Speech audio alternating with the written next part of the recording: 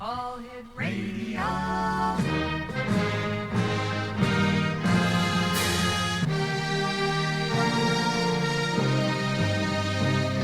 Welcome to the X Zone, a place where fact is fiction and fiction is reality.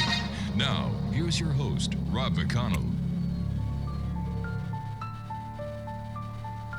In the silence of the night where shadows softly play, a voice emerges gently guiding minds astray. Rob McConnell calls to us from a realm unseen.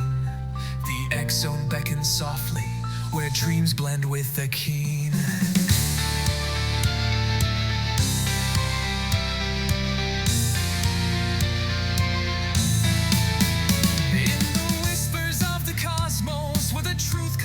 With lies, he crafts a tapestry of stories beneath an endless sky. And over 35 years of tales that twist and turn, each word a flicker sparking fires, igniting hearts that yearn. Dare to believe he softly pleads in this place divine, where fact is just a mirror.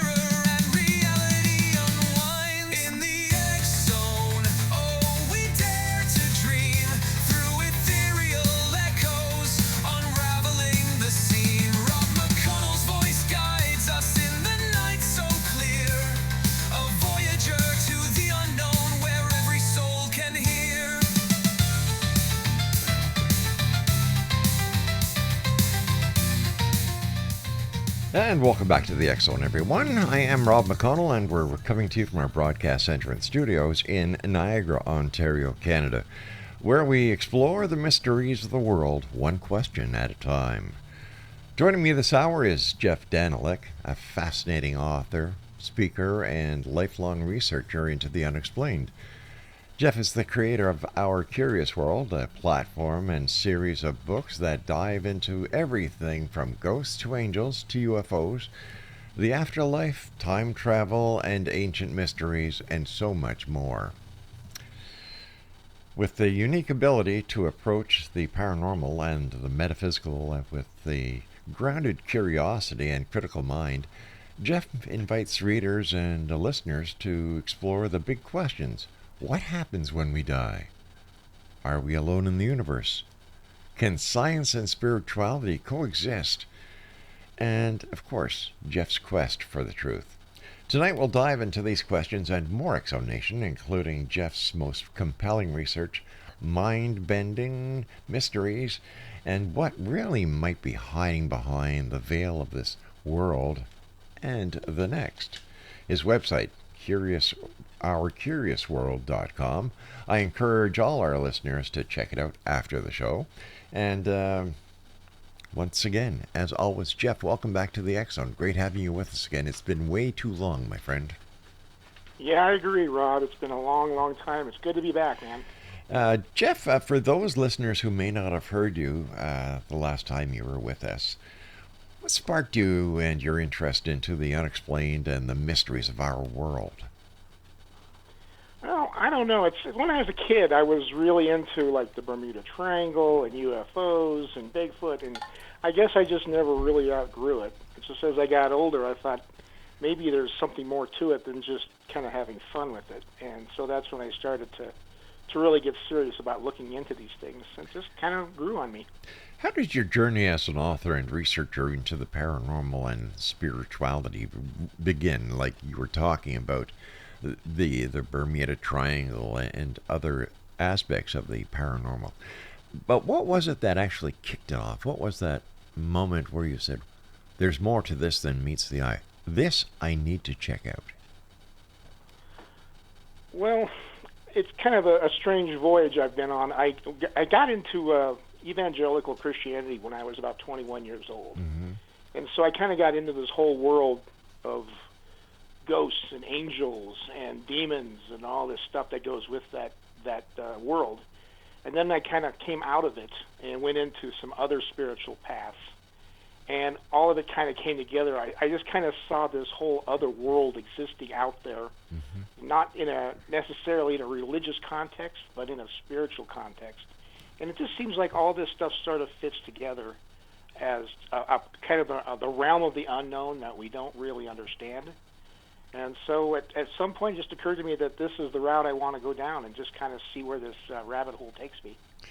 Jeff, what is the mission behind Our Curious World, and what do you hope your readers will take away from it? Well, the whole idea of Our Curious World is to explore these different mysteries from a more objective perspective. I want people to not just be aware of what's going on out there, but I'm not trying to convince them. I want them to think for themselves, but I try to give them a perspective that looks at both sides of it. I can understand the problems with some of these different phenomena, but I can also appreciate the evidences for them. So I give it to the reader to sort of decide what works for them and what doesn't, and if they don't believe it, that's fine. I'm not here to proselytize anybody or make them believe what I believe, but I just think it's such a fascinating subject that people seem to really get drawn to it and want to learn more. You've written extensively about ghosts and hauntings. What's your personal belief? Are ghosts real? Yeah, I believe they are. I think that I believe that the personality survives the death of the brain. I think that consciousness is immutable. I think it's eternal. And I think that some people just kind of get stuck when they pass. They have some reason they don't want to move on, and they kind of get stuck in that kind of in-between place between the spiritual realm and the physical world, and they're sort of trapped there until they can figure out how to get out of there or kind of work their way through it. But that's kind of what I think of a ghost is. It just makes sense to me. What are some of the most compelling ghost stories or investigations that you've come across during all the research that you've done over the years? Well, I'm not a ghost hunter per se. What I do is I follow them around a little bit and see how they work, but I don't actually sit there and do the haunting investigations and things. But I don't know if I haven't personally seen a ghost, and I'm open to it. So I guess believing is not necessarily seeing. But I do talk to some of these paranormal investigators. I've hung out with the guys from TAPS a little bit on the Queen Mary, and some of the stories they come up with are just fascinating. I think some of the best stuff I've seen, the most persuasive things I've seen, has been stuff that's caught on security cameras, where all of a sudden you'll have this entity just walking through a parking garage at 2 o'clock in the morning, and those things to me I find the most fascinating kinds of evidence out there. I'm still waiting for the day that I encounter a ghost myself, but it hasn't happened yet. As soon as it will, though, I'll give you a call. What are some of the most compelling stories that you've heard from these other investigators? Well, I have a friend here in Denver. He runs a ghost hunting group, and he was telling me they were doing a stakeout one night, and he got slapped across the face by an unseen entity, which I think is that would certainly give me a cause to try to change careers. But I thought that was interesting. He's gotten a lot of videos or audio evidence of voices in conversation in haunted rooms, which I find to be really interesting too. But the ghosts are not like you see in Hollywood, where they jump out at you and they scream and yell and there's a lot of things going on. They're very subtle, and they're more like an energy that you feel than something that you necessarily see with your eyes. So do you I think that's the biggest misconception people have about them. So do you think Hollywood does things in order to have it more interesting than it really is? Well, I think they're certainly trying to make it more frightening. That's why people are so often afraid of ghosts or the paranormal, because of what they see in Hollywood. You get The Ring, right, and some of these other movies where you have this very spooky sort of in world. But most ghosts really are not scary. They're not trying to frighten you. They're just lost. Just think of how you would feel just if you encountered someone on the street that you didn't know. They're no different than that. They're just people that no longer have bodies. But Hollywood takes that to a great extreme, and I think it ruins it for a lot of people. Do you believe that the paranormal can be explained scientifically, or are they just inherently spiritual? Well, I personally believe that there really is no spiritual realm. I think everything exists in the material world, except that it's outside of our ability to sense it. Just like there are audio frequencies that you can't hear and light waves that you can't see. I think that these entities exist around us, but we just can't perceive them. We just don't have the means to do so.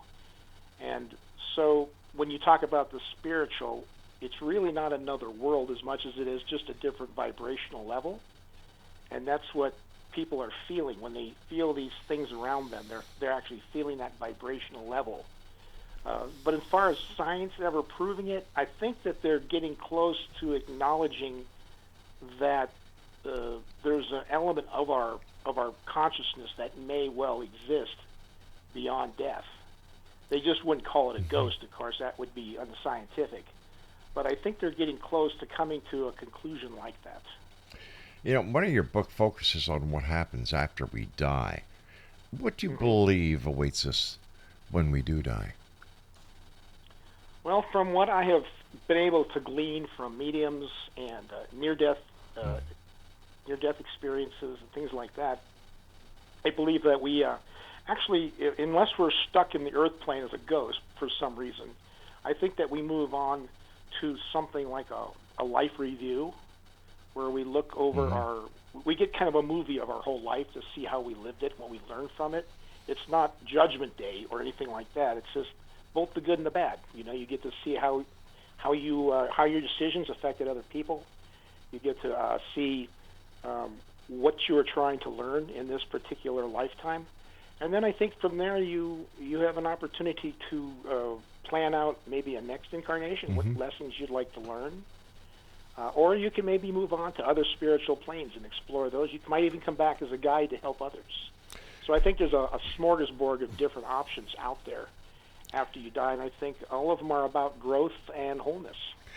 Exonation, our guest this hour is Jekk Danelek. His website is ourcuriousworld.com. And Jeff and I will be back after this short break as the X Zone continues with yours truly, Rob McConnell. So whatever you do, don't go away, because we'll be right back. In the silence of the night where shadows softly play, a voice emerges gently, guiding minds astray. Rob McConnell calls to us from a realm unseen. The X-Zone beckons softly, where dreams blend with the keen.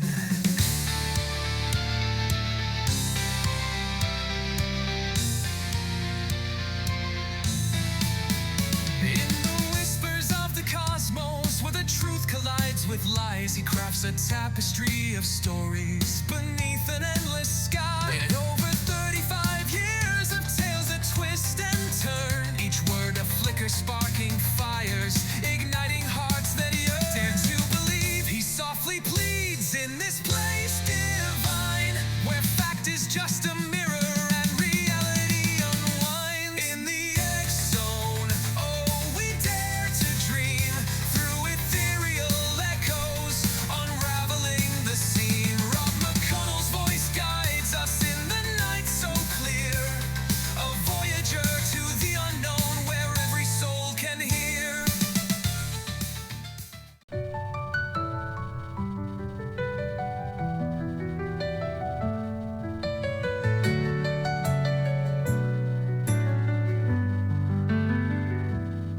Some days I walk, some days I crawl, some days I can't feel much at all. My body's a maze that I try to read. Every step forward, a silent need. But I won't let this break who I am. I've learned how to fight, learned how to stand. I may fall, but still I rise. Through the pain, through the tears,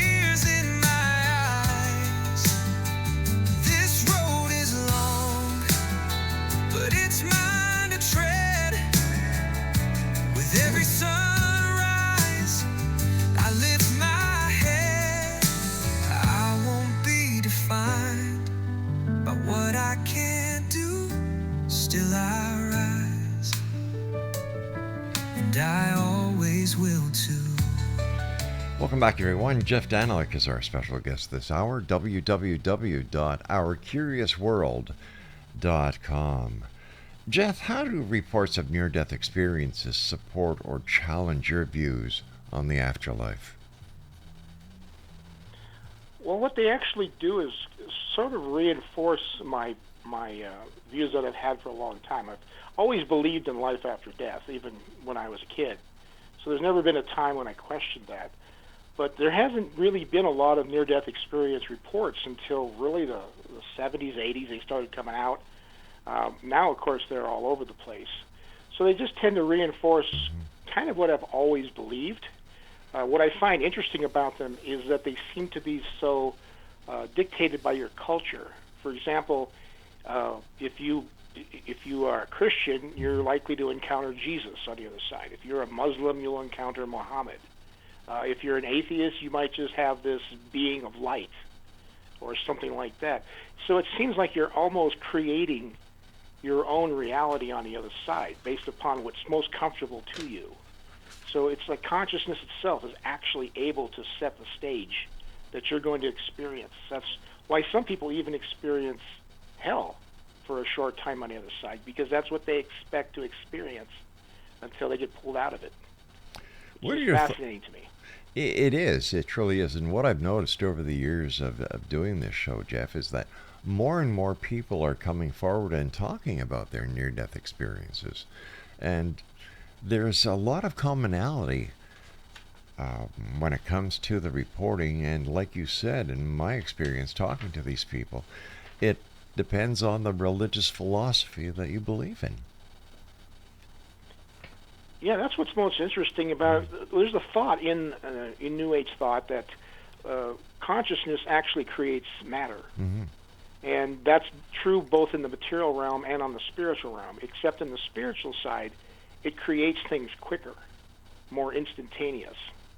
So I really do believe that consciousness is what's actually dictating all of this, and to me, that's the most interesting part of this. Some people discount near-death experiences because of that. They think that this unique experience that each person has discounts it. They think it should be like a one-size-fits-all kind of experience, but it's not. It's unique to each person. Not only are more people coming forward who talk about their near-death experiences, but a lot of members of the medical community itself are coming forward. You've got the ER nurses, the surgeons, and they're coming out with the stories. And I think that one of the most classic openings for any story that has the smallest shred of evidence that goes along with it is when a member of the medical community says, "You're not going to believe this, but..." Well, I don't know if you're familiar with the story of Ibn Alexander. He was a neuroscientist who had some kind of a brain disease, and he was out. I mean, he was flatlined for days almost, while he was still being kept alive through an incubator. But he had no real brain activity at all, and he had this extraordinarily sophisticated near-death experience. And he came out. I mean, he started going into this as a skeptic. He was a pure materialist. He came out and he has a book out, a number of books about his experience, which is interesting because it's written from the perspective of a neuroscientist or a neurosurgeon. Who's actually having the really experience. Yeah. The neuroscientist who's actually having the experience. Yeah, the neurosurgeon was the guy who was actually having the experience, and he came out of it, and he's completely changed. He's gone on the road all over the world talking about these experiences. It's really a fascinating book because he was such a skeptic to begin with, and he understood how the brain, once it loses oxygen and all that stuff, how it has hallucinations and the endorphin release and all these things. That's the standard explanation for this stuff. But in his case, he said, I just didn't have any brain activity to have any of these experiences. And that's what was so fascinating to him and why he's such a strong proponent of this whole idea. Jeff, what are your thoughts on the current state of the UFO phenomenon, the disclosure of UFOs by the government? Have you seen any changes, pro or con, when it comes to the investigation into UFOs?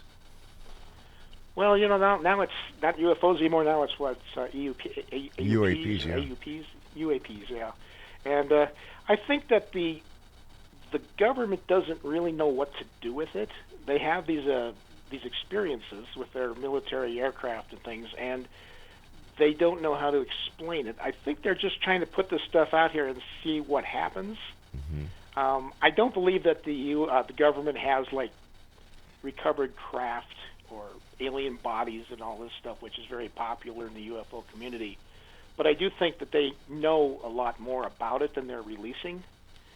But I just don't know if they can if they have really an idea of what to do with it. It's not just our government; it's other governments all over the world who probably have more experience than they care to talk about. And that's just the nature of the military too, and the government in general. Is everything's very secret unless you have a need to know.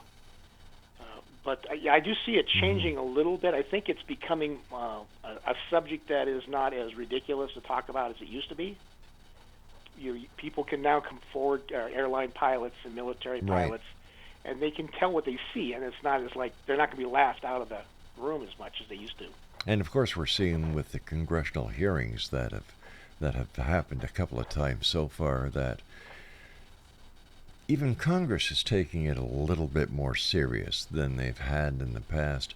But I look at the witnesses that they're bringing forward, and I cannot understand why the witnesses that are coming forth are the witnesses that really do not have the experiences to go along with what they're being a quote-unquote whistleblower about.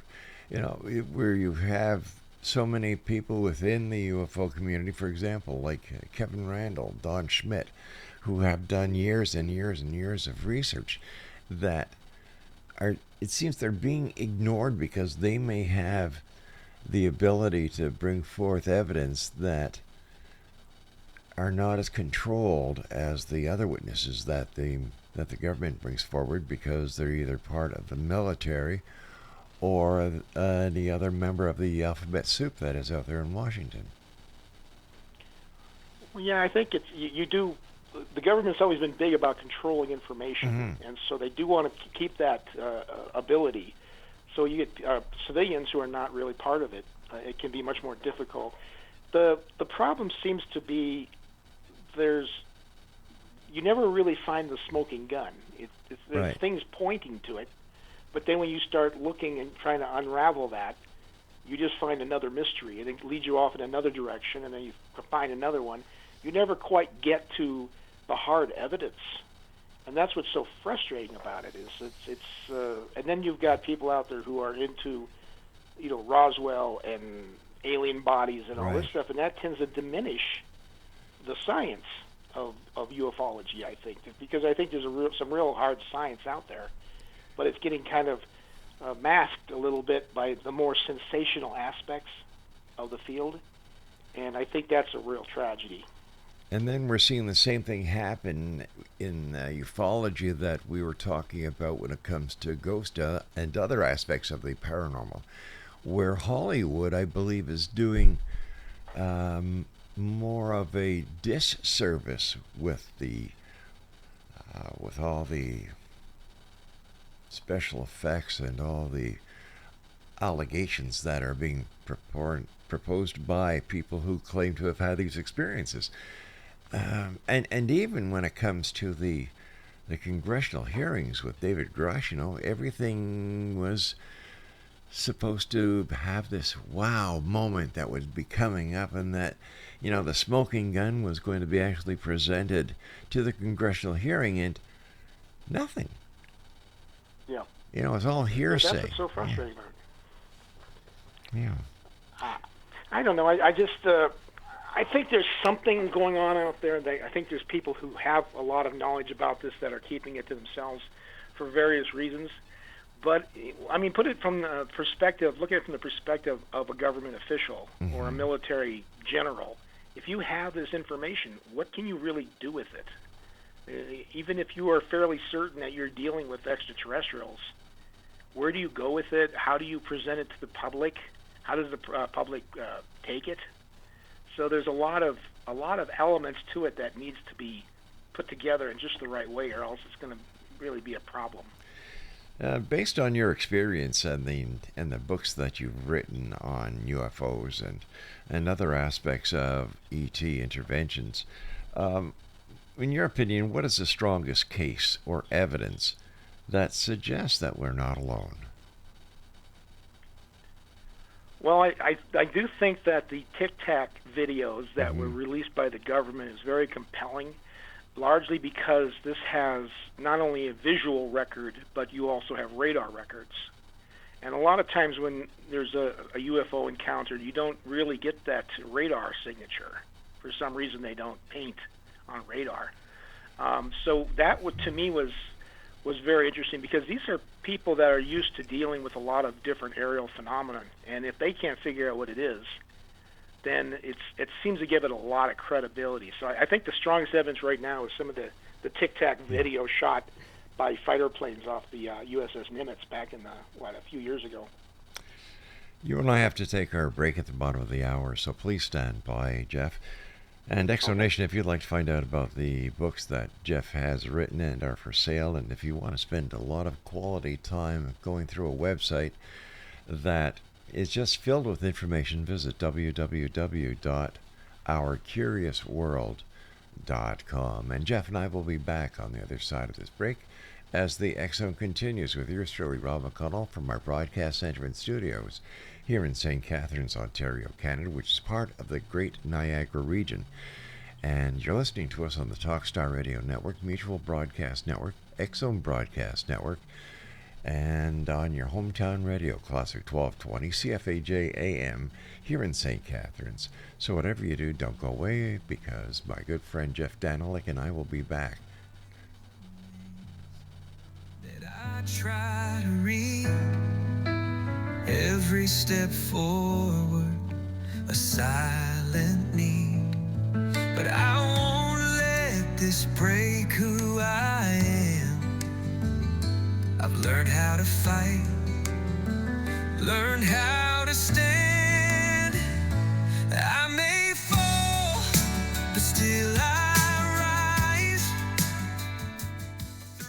In story and screens.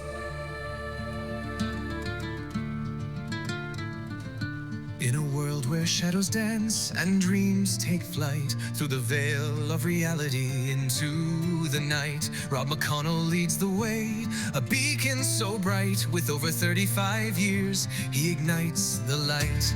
A voice from the north where whispers are bold, stories untold in the echoes of old. Fact meets fiction in this realm of delight, in the X-Zone where dark turns to bright. Welcome to the X-Zone, believe and be free, a sanctuary for truth that dare to be seen, where the line between realms gently blurs, in a symphony of voices the mind stirs. With Rob McConnell, stories unfold, tales of the unknown that shimmer like gold.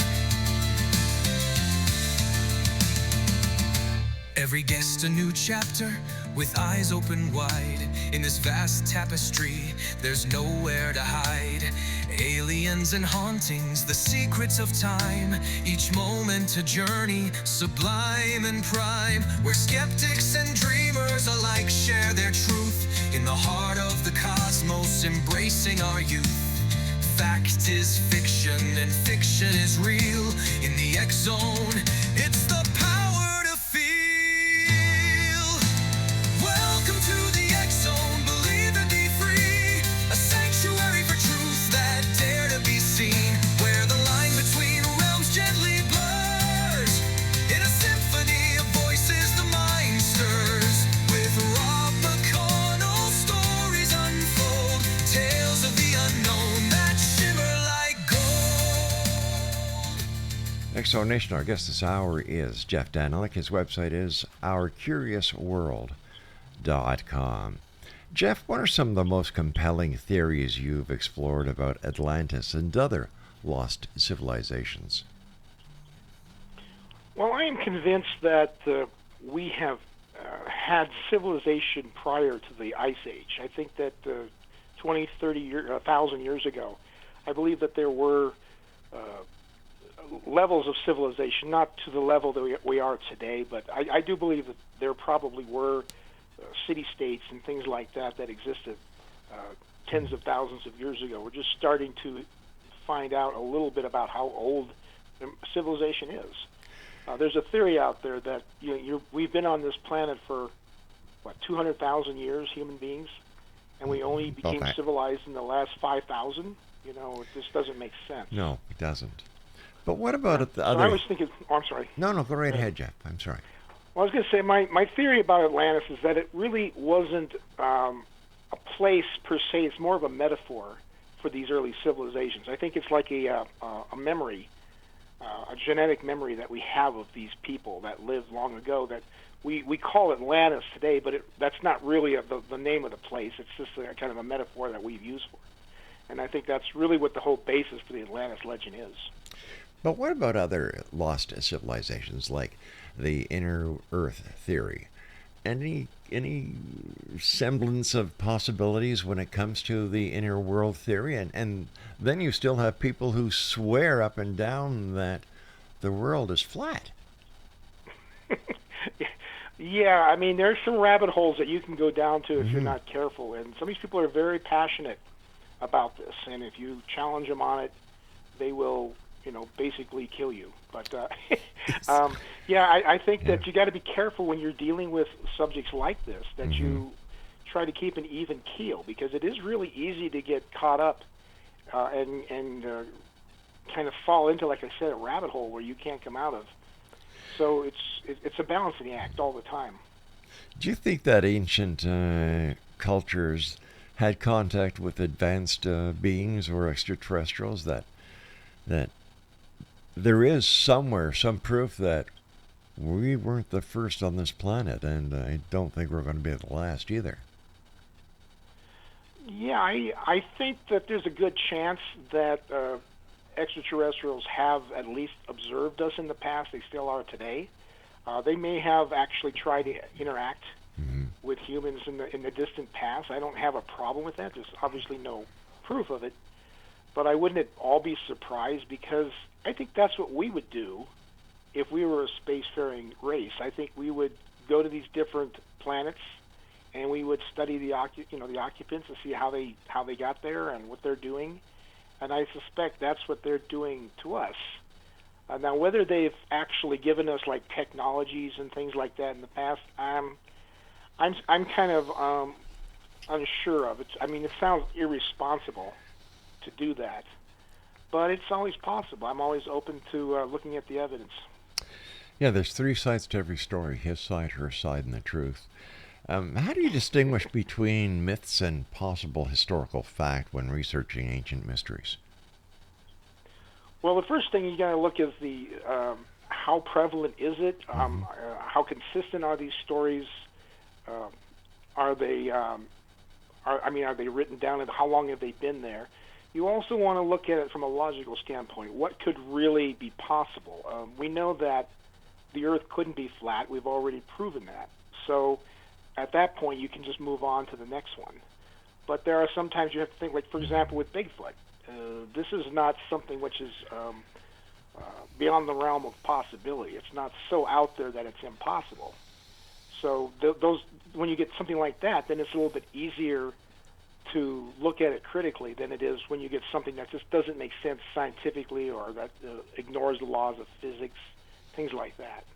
And yet here we are all those years later with no empirical proof that Bigfoot does exist.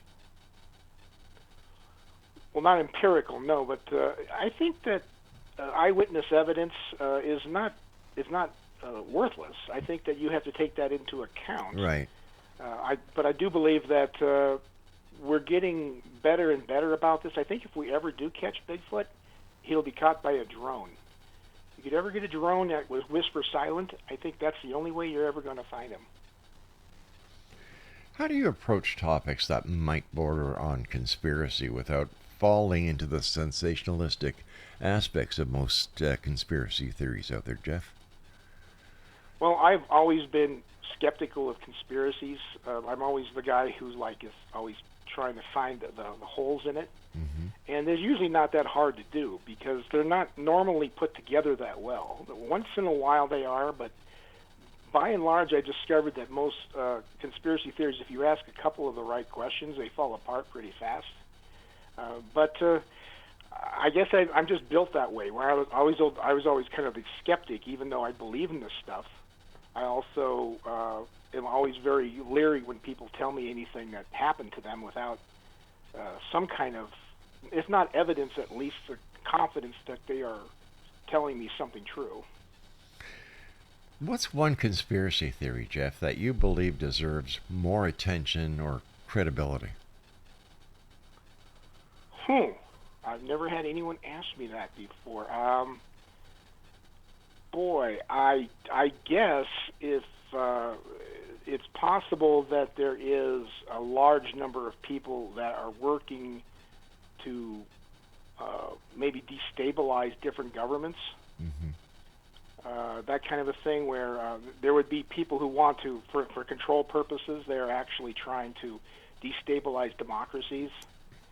They may not be working as one, but they have the same goals. And so I think there might be that kind of a thing going on. Not necessarily like an Illuminati or something like that, but certainly people of power and wealth who have an agenda that they're trying to pursue that could be very dangerous. Well, what's that one conspiracy theory that you believe? Let me rephrase that question. Do you ever find yourself debunking myths that are popular in the paranormal community? Well, if you're talking like the flat Earth and stuff like that, I honestly don't spend a lot of time with them. If something to me doesn't seem like it's reasonable, I don't try to talk people out of it. I just like, that's fine if you want to believe that. I just don't see it. I'm more interested in, like, for example, debunking, say, the second gunman conspiracy on JFK assassination, things like that. I find that to be easier to do and more useful. But I just let people believe what they want to believe, and as long as they don't try to push it on me, I'm fine with it. In your book, let me see what's the date. What you don't know about angels, demons, and the afterlife. What are some of the biggest misconceptions you wanted to correct? Well, in my book, The Paranormal Perspectives, A Secular Look at God and the Afterlife, I take the position that there isn't really a personal God, so there wouldn't be like angels that were created by God specifically as messengers. So you wouldn't necessarily have fallen demons or fallen angels. I still believe that there are energies out there that are both benevolent and malevolent that we would probably classify as angels and demons, but I don't see them as existing in the context of Christianity or Judaism as fallen angels. So that's one of the biggest misconceptions I think people have, is they tend to see this hierarchy of light and dark in battle with each other. And though there are these things out there, I don't think that they're really coordinating their efforts or they're really trying to do anything specific. They're just kind of out there. So would it be fair to say that you think that angels and demons exist as literal beings or metaphorical forces? I think they're actual disembodied personalities or consciousness. Some of them are high vibrational, and they're very, what you would call powerful, spiritually powerful. Some of them, I think, are here to help us in our spiritual evolution. Others, I think, are just trying to pick up on negative energy for their own sustenance. But I do think that they are actual, I wouldn't call them souls, but I would call them energetic entities, both good and bad. So how do you reconcile traditional Christian theology with paranormal experiences then? Well, honestly, I don't really. I think that Christianity, like a lot of different faith structures, is largely a man-made religion. There are some elements to it that are very helpful or very useful, but I think most of it's a mythology. So I don't really see that it's necessary to hold on to the concept of God or a personal God or a particular religion in order to understand the paranormal. I think it's two separate things. They're not like synonymous. Right. So a person could be a complete atheist Mm-hmm. and still believe in an afterlife. True. You know, You and I have to take our it's not final. really either or. You and I have to take our final break for this hour, Jeff. As always, it's great having you with us. When we come back, I'd like to talk to you more about your writing, the research that you do, and talk about more of the great books that you have out there. Explanation, our guest this hour is Jekk Danelek, ourcuriousworld.com. This is the X-Zone. I'm Rob McConnell, and we'll both be back on the other side of this break as we continue investigating the world of the paranormal and the science of parapsychology, Monday through Friday from 10 p.m. Eastern until midnight on the X-Zone Broadcast Network, Talkstar Radio Network, Mutual Broadcast Network, and on your hometown radio, Classic 1220 CFAJ AM. Don't go away. A beacon so bright with over 35 years, he ignites the light. A voice from the north where whispers are bold, stories untold in the echoes of old. Fact meets fiction in this realm of delight, in the X-Zone where dark turns to bright. Welcome to the X-Zone, believe and be free, a sanctuary for...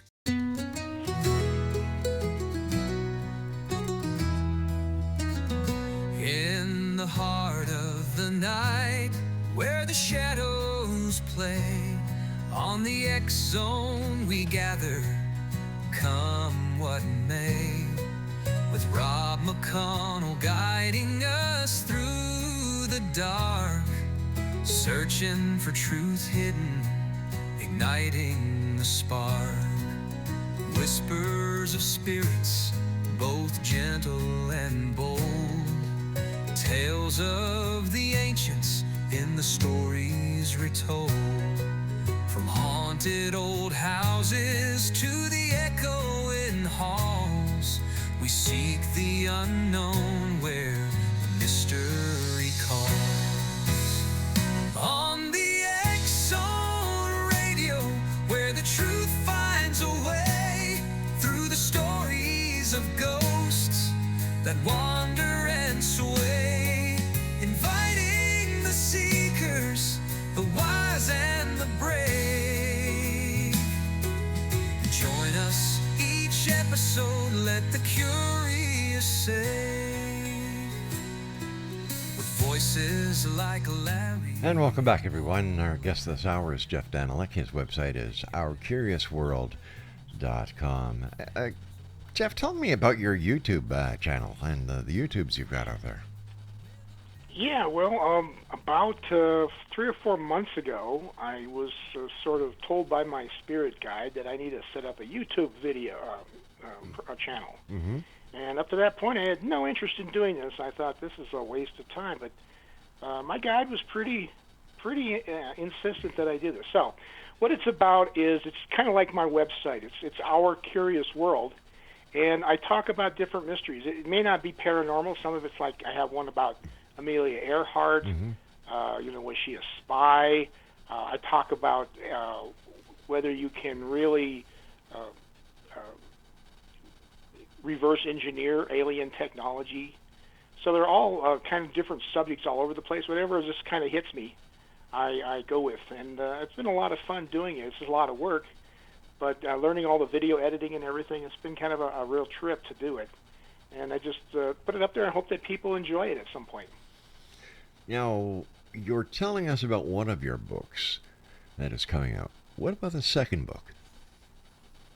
Well, Lou Ellen, out of Minneapolis, was my original publisher back years ago when I first started writing. And I queried them and I said, would you like to do an update on one of my earlier books? They're all out of print now. And they said, yeah, let's do the ghost book. I had the case for ghosts. And so they let me expand it, got a different title for it. Now it's going to call The Mysterious World of Ghosts, an objective look at the paranormal. Mm-hmm. And it's expanded, revised version that goes into a lot more detail about the afterlife, what kind of things happen there. what ghosts are, how you become a ghost, how you can avoid becoming one, and just things like talk about demons and all the different instruments that are used to look for ghosts. So it's been a lot of fun. I really appreciate them letting me do that. How real is the demonic side of the paranormal? I believe that there are energies out there that they basically feed off negative energy, which is really fear. So they're trying to frighten you, and that's what they're feeding off of. I think they are real, and I don't think that they're like all over the place, but I do believe if you start putting yourself into a place where you're letting them into your life, maybe you're messing with a Ouija board or something like that, or tarot cards, and you don't know what you're doing, and you really don't have the spiritual maturity to handle it, I think you can end up bringing these entities into your home. That's where you get some of your poltergeist activity, things like that. So I think it's something to be not afraid of, but aware of, so that you don't, play with this stuff if you don't really know what you're doing. What about Ouija boards? There's been a lot of controversy over the years when it comes to Ouija boards. What is your personal opinion? Well, I do think that most of the time when people are playing with Ouija boards, they're just kind of fooling around. They're not really doing anything paranormal. There's what's called this autonomic reflexes, where you tend to move things without really realizing you're moving them. Right. So it's kind of fun where you can kind of make it say things. But there are cases in which people have used Ouija boards to contact spirits that have been really interesting. There's a woman back in the 1910s named Kiran who was working with Ouija boards, and she contacted this woman named Patience Worth, who turned out to be an author, like a 17th century English author, and she wrote several books through the Ouija board. She got the books through the Ouija board and wrote them out and actually had them published. And this woman did not have any writing credentials or skills herself, but she was writing best-selling books back in the 1920s that were apparently she got off a Ouija board. What's your take? Might be something to it. There might be. A lot of people, once again, are opening up and saying that, especially authors, are saying that they're getting a lot of the information on books that they've started taking an interest in the topic that they've never had the interest in a topic before. For example, let's say multiverses.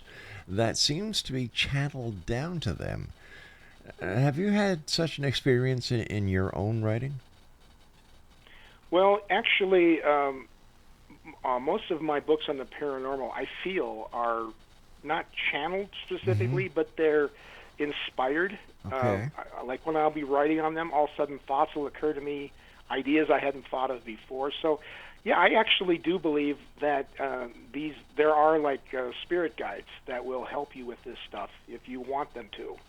You have to open yourself to their energy, but they will lead you to do that. I mean, this last book I wrote, the one about the secular guide to God and the paranormal, was the spirit guide just says, "Here, I got a book for you to write," and I basically just listened to what it told me and put it together. I still had to do the heavy lifting, right, and all the writing and everything, and the punctuation and everything. But the ideas it was giving me was kind of outside of myself. It just kind of flowed that way. It was really interesting.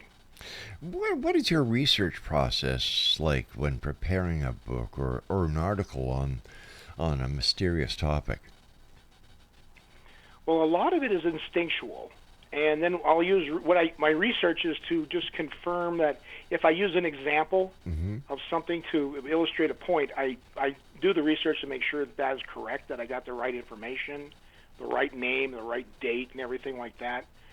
So I do that kind of research. But in terms of, what happens in the afterlife, a lot of this is just intuitive.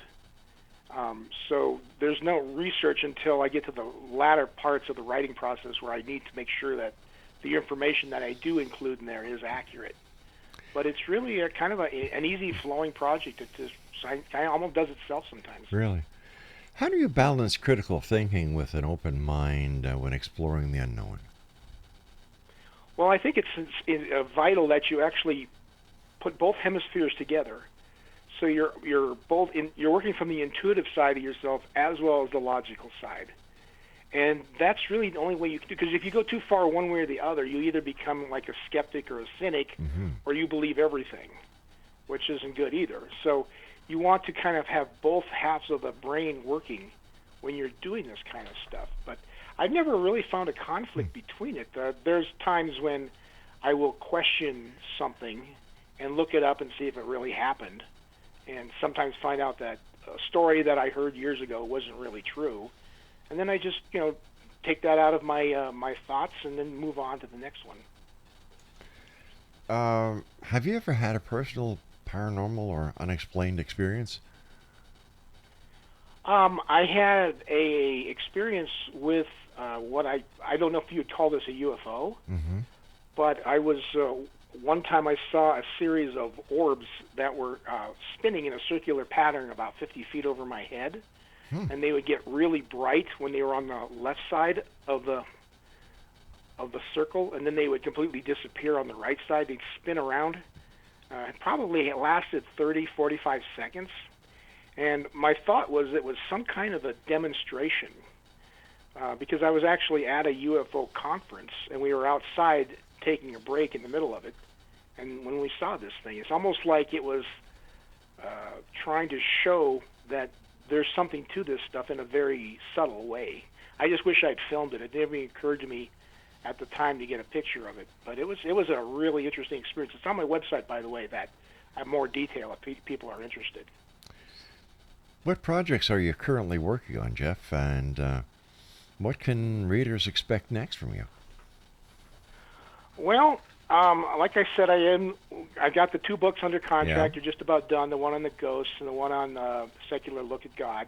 Those are the 2 things I'm finishing up now. The next thing I'm looking at doing, I might look into some of the problems I see inherent with the New Age movement. Even though I'm kind of a New Ager myself, there's certain things I see about it that I think people need to think about a little bit before embracing it. So I might go in that direction next and kind of go down that alley and see what I find out. If you could definitively, wow, talk about a screwed up word. Yeah.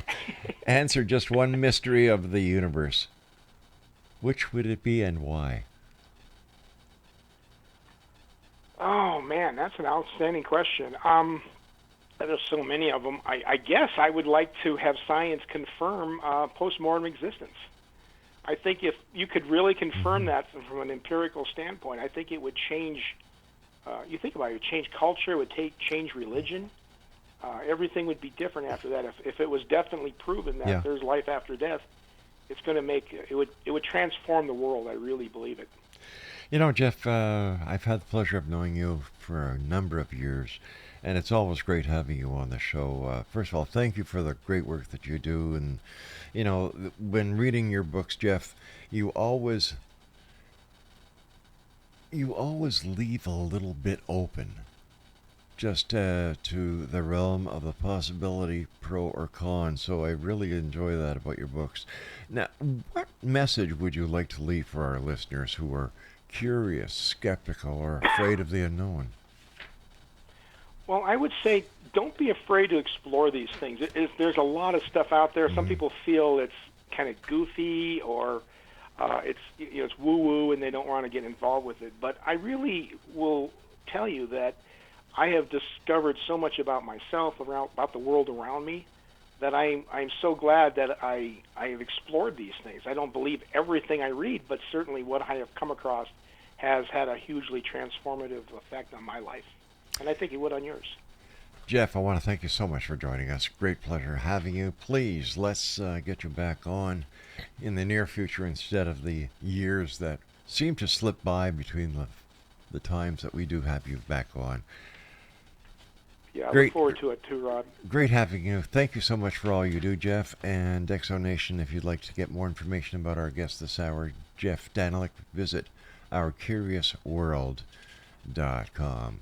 I'll be back on the other side of this commercial break as the X-Zone starts, hour number 2, right here, right now, on the X-Zone Broadcast Network, Talkstar Radio Network, Mutual Broadcast Network, and your hometown radio, Classic 1220, CFAJ AM, right here in St. Catharines, Ontario, Canada. Don't go away. The hour number 2 starts right now. He gave us the stories, the wisdom, the proof. Here's to the voice that never backed down. A dreamer, a doer, the heart of this town. With a mic in his hand and stars in his eyes, he lifted the world with each truth he'd surprise. This is our song, our standing ovation. Ode to Rob McConnell, pride of a nation.